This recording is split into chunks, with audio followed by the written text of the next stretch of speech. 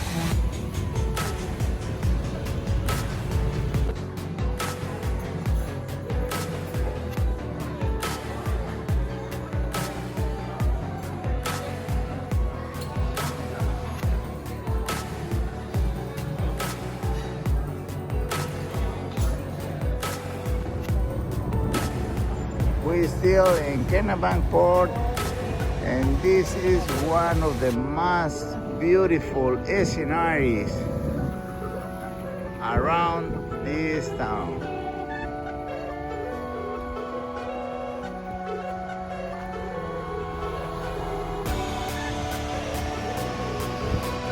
Okay, so the first inhabitants here were, of course, the Native Americans who summered here. So half a dozen tribes from all over the place. So you had the Maliseet, the Algonquin, the Abenaki, Passamaquoddy, the Penobscot Indians, and the Mi'kmaq. And they summered this area here. They had gardens up the river. The Kennebunk is an Indian term. It means long cut in the riverbank. Some people claim it's on the Indian shore over here by the Nelson River, which I'll show you. That's actually where shipbuilding got started. I don't know if you know this, but this was a shipbuilding mecca. Okay? Over 823 ships were built on this river. 600 of them big up the river, a place called the Landing. And you can still see the land where it's been carved out, where they slid the big, huge hulls. And some of them were as big as from here to that yellow house right there. That's big, 4-masted schooners. And then at high tide, there's a set of locks up the river that are made out of stone on the corners, but the wooden part's gone. Huge doors that closed up. So they flooded the upper river with the locks, and they called it the Great Pond because it just flooded. And that allowed the big hulls to come down here and get all retrofitted with the sails, the carvings, the blacksmith stuff, all the shops that were in this area to support the shipbuilding. And then it became shipping. They went all over the world and came back here with all their goods. And now I'll show you the customs house. The wooded area there is the monastery right over there. Typically we have a lot of big super yachts here. We had one 2 days ago, yesterday, big one. There's a nice one right there. Oldie. Phil Donahue and his wife Marla Thomas brought theirs up here back in the day, and also Andy Williams. Called the Arundel Castle. It didn't last very long. It brought a lot of attention, a lot of attention. Japanese brought all their kids down here and set up right here, set them all up, and sold all their hotel. The first hotel here was called the Ocean Bluff Hotel, but it burned down in 1906. The lot sat vacant, just ashes there, until 1914. They built this.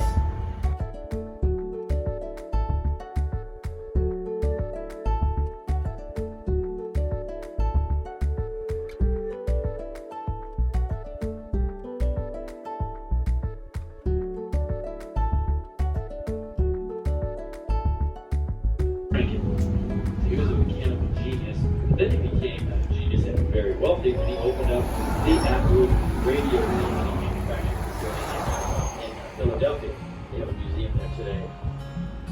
There's the beach where they brought all the rocks from, and a better view of the cottage.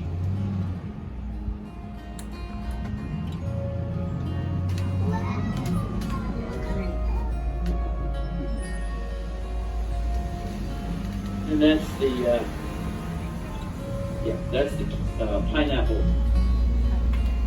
That's one of the boats at the Narragansett Hotel in the Northampton. So that one is they use cedar shingles. It's actually an architectural type of design called the shingle style cottage. Very few people, if any, live here from. I'll show you the first cottage built out here. Help generate interest for other friends of theirs for people to build out here. Some land was actually given for free just to entice them to build out here. And this is called Spouting Rock Cottage, the gray one with green shutters. Let's see if the rock is actually spouting today. Doesn't look promising. It was very good tonight or rough weather like yesterday. There's a cave underneath the B-rock now. It looks like the rock is wet.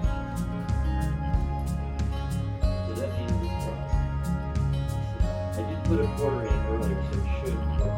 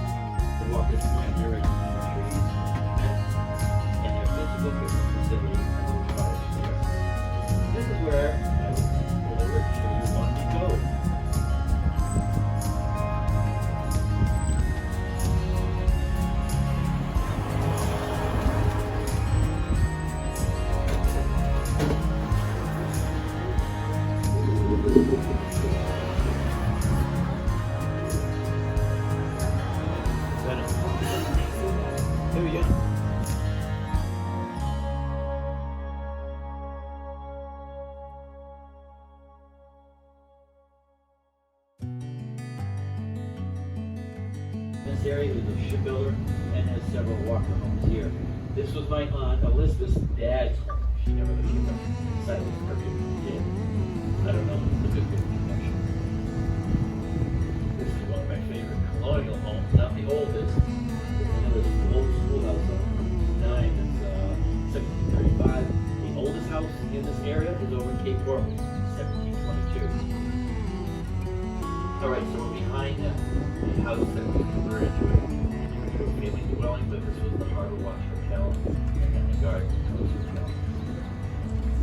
When I was a teacher, I was in charge of the senior prom that year. We had it here, right before it closed. And it was sold and renovated.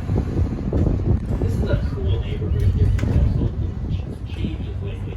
Some people like it, some people don't, but Fairfield and you've got this one. Jefferson, the Peterson home run. One man bought them all. All of them originally individually owned. Now I'm very fond of the Kennebunkport mansion because my first wedding night was spent here.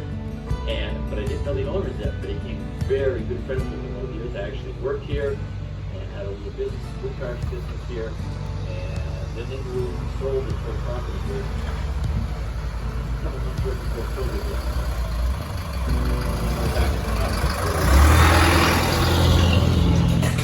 So we have 36 rooms in this hotel in here because Nathaniel Lord was 36 years old.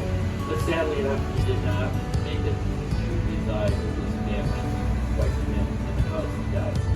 But it was built by unemployed shipbuilders. They were unemployed. Why? 1812, November 1814. was blockaded by the British. So he didn't want his men to be idle, so he put them to work building his 36. The owners of this inn for 42 years as innkeepers.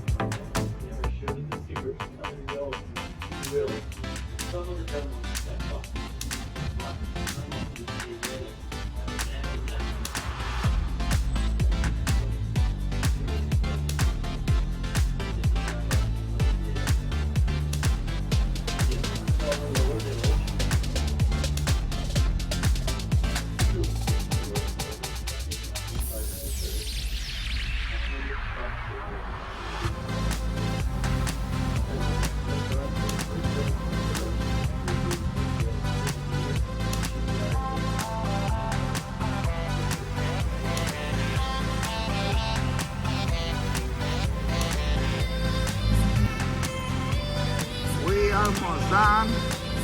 We're gonna make a stop and by over here in this restaurant for a drink. And don't forget to subscribe to the channels, the Fox of the Desert RV. If you didn't do it yet, now it's time to subscribe it. Thank you very much and see you next time.